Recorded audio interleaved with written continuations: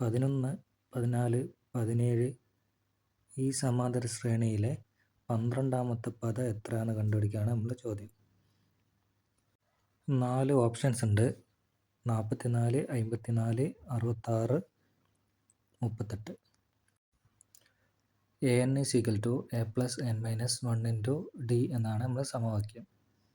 ഇതിൽ a എന്ന് പറയുന്നത് ആദ്യ പദം, n എന്ന് പറയുന്നത് എത്രാമത്തെ പദമാണ് നമുക്ക് കണ്ടുപിടിക്കാനുള്ളത് അത്, d എന്ന് പറയുന്നത് പൊതുവ്യത്യാസം.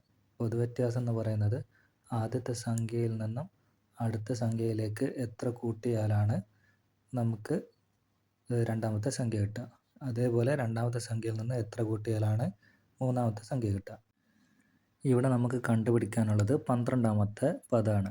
12ാമത്തെ പദം എന്ന് പറഞ്ഞു കഴിഞ്ഞാൽ A12. അപ്പോൾ an കിട്ടി. an എന്ന് പറഞ്ഞാൽ A12 അല്ലെങ്കിൽ A12. അതേപോലെ നമ്മൾ ആദ്യത്തെ പദം എന്ന് പറയുന്നത് 11.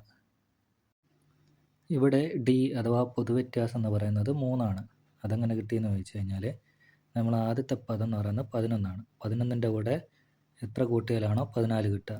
അപ്പോൾ അത് നമുക്ക് 14 കിട്ടണമെങ്കിൽ 3 കൂട്ടണം. അതുപോലെ 14ൻ്റെ കൂടെ എത്ര കൂട്ടിയാലാണ് 17 കിട്ടുക. അപ്പോൾ അതും 3. അപ്പോൾ നമ്മുടെ d എന്ന് പറയുന്നത് 3.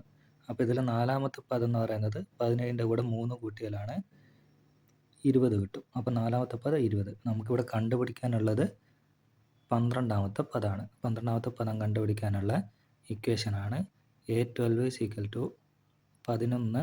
11 എന്ന് പറഞ്ഞാൽ ആദ്യ പദം പ്ലസ് 12 - 1. 12 എന്ന് പറഞ്ഞു കഴിഞ്ഞാൽ 12ാമത്തെ പദം -1. പിന്നെ ഇൻറ്റു, അതായത് ഗുണിക്കണം, ബ്രാക്കറ്റ് എന്ന് പറഞ്ഞാൽ ഗുണിക്കണം, ഇൻറ്റു 3.